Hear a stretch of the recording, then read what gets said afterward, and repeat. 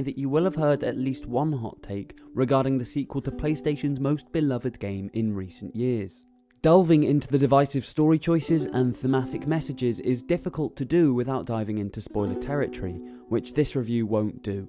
But I will say that The Last of Us Part 2 cements itself as PlayStation's most cinematic game to date, perfectly realising its enormous narrative and graphical ambitions, while expertly expanding on Naughty Dog's immersive approach to linear storytelling. In fact, The Last of Us Part 2's biggest achievement is in exceeding my expectations for a sequel that I didn't even think needed to exist.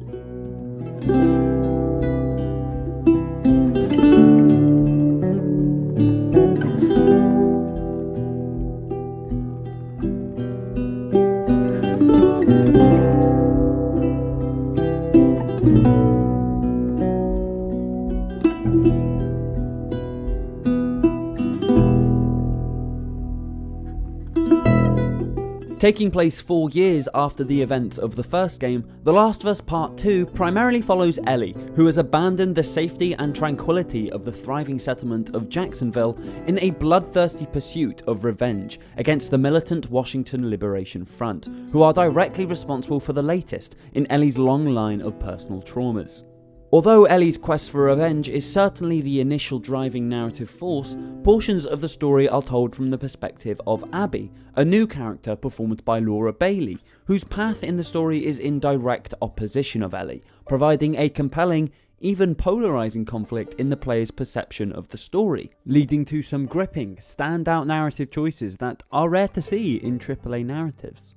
Whether exploring an abandoned synagogue as Ellie, or climbing sky-high makeshift bridges as the vertigo-stricken Abby, exploration is actively rewarded with fantastic environmental storytelling that immersed me into its world and reminded me of its brutality. The original already presented a masterclass in world building, so it really shouldn't be a surprise that its sequel manages to continue that trend. From every handwritten note left behind by a turning survivor, to the drawings, graffiti and warnings etched into walls and tables, I was constantly reminded at every corner that the world of The Last of Us is terrifying, yet full of little moments of hope sandwiched between terror and drama. These moments of hope are largely thanks to some top tier characters. Both Ellie and Abby are fantastic leads, with wonderful acting from Ashley Johnson and Laura Bailey, and an insane amount of personality in every character I met along my journey. Moments of awkwardness, intimacy, romance, companionship, jealousy, frustration and hatred, a depth both obvious and subtle to each character, and really made me empathise with all of them, even the ones whose morals I questioned. However, the best characters and world building can't solve the issue of bad pacing. Part 2 seems to have an overabundance of flashbacks, several of which completely disrupted the flow of the story. I found that several of them just ran too long, and the end result is that the story often grinds to a halt as soon as it feels like pace is starting to build up.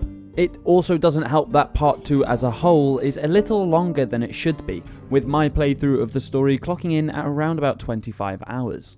That isn't to say these flashbacks were wasted time. One of them is my favourite scene in the entire series, but I'm clearing the area without having to do any more than a well-aimed brick throw. These rare opportunities led to some of my favourite moments and are always incredibly satisfying to watch play out. It's not all murder and violence, as there's also some light puzzle solving that thankfully ditches the repetitive raft-seeking quests of the first game.